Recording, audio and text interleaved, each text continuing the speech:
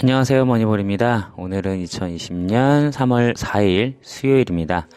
1월달 매매 결산을 늦게 올렸다 보니까 2월달 매매 결산을 2주 만에 다시 올리게 됐는데요. 이번 달부터는 누적 수익률 및 섹터별 비중을 정리해서 같이 말씀을 드려보겠습니다. 그럼 바로 시작하겠습니다. 첫 번째로 전체 운용자산에 대해서 말씀드리겠습니다. 총 운용자산은 매수가 기준 35,736달러로 4,300만원 정도인데 1월 결산 때보다 90만원 정도 줄어들었습니다. 그동안 저에게 높은 배당률을 줬던 ARRPB가 2월 28일에 만기가 되어 달러 현금화가 되었는데요. 다들 아시다시피 요즘 시장 분위기가 좋지 않아서 마이너스 난 종목이 많았었는데 이 달러 현금을 통해 물타기를 해서 적절하게 자금을 운영해 볼 예정입니다. 덕분에 3월달에는 투자 금액이 2월달보다는 훨씬 많을 예정입니다. 다음은 섹터별 비중 및 누적 수익률을 말씀드리겠습니다. 2월 29일에 캡처를 못해놔서 오늘 기준으로 설명을 드리겠는데요. 제가 현재 갖고 있는 종목은 73개 종목입니다. 이 종목들을 제가 임의적으로 섹터를 구분해서 정리를 해봤는데요. 일반적으로 구분하는 분류 방식과는 약간은 상이하니 참고로 봐주시면 감사하겠습니다. 가장 큰 비중을 차지하는 두 개의 섹터는 고배당 목적 ETF와 우선주 ETF입니다. 두 섹터의 비중이 50% 정도가 되는데요. 당초 포트폴리오의 목적이 고배당을 통한 복리 효과를 극대화하여 투자를 하는 것이기에 앞으로도 매도는 최대한 자제하면서 배당금의 재투자를 진행해 볼 예정입니다. 다음으로 큰 비중은 지수 추종 ETF인데요. 아무래도 제가 기술주 같이 고성장을 하는 종목들에 대한 이해도가 떨어지다 보니 이들 기업에는 직접적으로 투자를 하지 못하고 있었습니다. 하지만 조금이나마 시장 수익률을 따라가기 위해서 지수 추종 ETF를 조금씩 매수하고 있는데요. 장기적으로는 현재보다 조금 더 비중을 늘려서 대략 20% 정도의 비중을 갖춰볼 생각입니다. 다음으로 큰 비중은 금융섹터입니다. 현재 11% 정도의 비중을 갖고 있는데요. 금융섹터 또한 고배당 저성장을 하는 섹터로 유명하지만 그만큼 제가 원하는 목적에 부합을 하기에 앞으로도 이 정도의 비중은 꾸준히 유지할 예정입니다. 이 밖에 나머지 섹터는 소비재, 채권, 에너지, 산업, 통신, 부동산, 의료 등인데요. 상위 4개 섹터의 비중이 75% 정도이다 보니 나머지 섹터는 비중이 작은 상태인데요. 이번 급락장을 통해서 섹터별 비중 조절에 대한 필요성을 많이 느끼고 있습니다. 특히 채권에 대한 비중은 향후 몇 %까지 올려야 될지를 계속 공부할 예정인데요. 나중에 이 생각이 정리가 되면 영상으로 만들어서 한번 말씀드려 보도록 하겠습니다.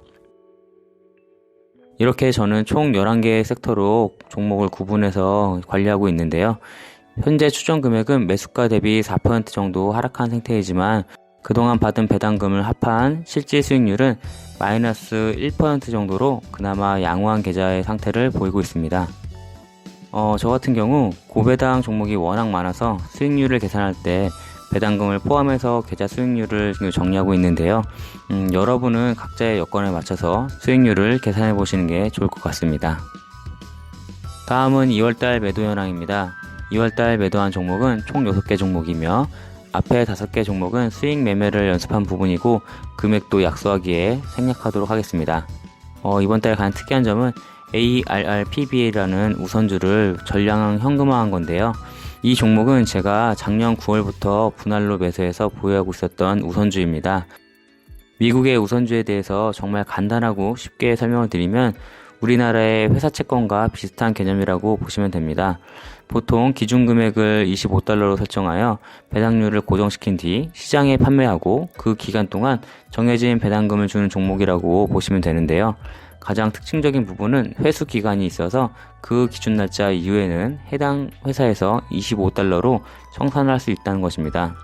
그렇기 때문에 평균 단가가 25달러 이하로 보유하고 있어야 추후에 정산을 당했을 때도 손해를 보지 않을 수 있으니 이 점을 꼭 유의해 주시면 감사할 것 같습니다.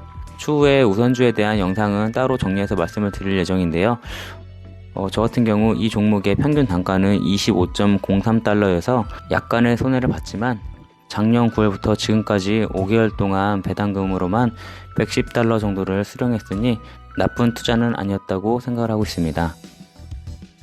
다음은 2월달 매수 현황입니다. 2월달 매수한 종목은 총 6개 종목이며 투자 금액은 매수가 기준 760달러로 원화 기준으로는 90만원 정도가 됩니다. 엑슨모빌이나 HYT는 저번 달에 받은 배당금으로 추가 매수한 종목인데 나머지 4개 종목은 원화로 매수한 종목들입니다. 앞선 영상에서 설명드린 대로 고환율일 때는 환전을 최대한 미루고 다른 방법으로 투자를 하겠다는 원칙을 세웠는데요. 이에 따라 국내에 상장된 미국 주식을 위주로 매수를 진행했고 아직까지는 그 원칙이 틀리지 않은 것 같아서 다행이라고 생각하고 있습니다.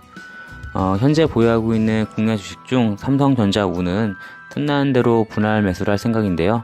다른 미국 주식과 마찬가지로 분기 배당을 하기에 투자하기 좋은 종목이라고 생각해서 꾸준히 모아가 볼 생각입니다.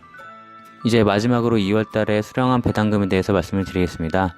2월달에 받은 배당금은 저번 달보다 200달러나 적은 58.92달러로 7만원 정도밖에 되지가 않는데요. 2월달에 받아야 할 배당금이 3월 초에 받아서 그렇습니다.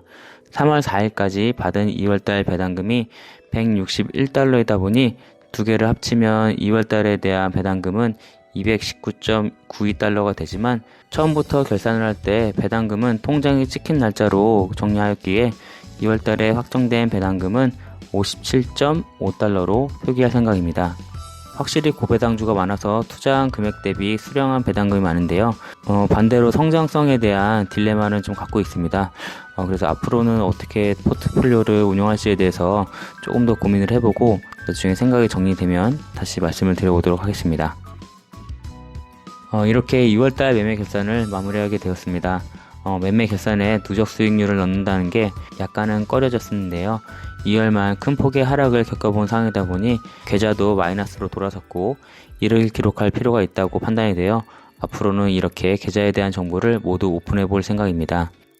여러분도 이번 하락장을 통해서 많은 걸 느끼시고 생각했을 텐데요. 댓글을 통해서 그 생각이나 아니면 노하우 같은 게 있으면은 저에게도 조금만 더 공유해 주시면 감사할 것 같고요. 이상 돈 버는 방법을 공부하는 머니볼이었습니다. 감사합니다.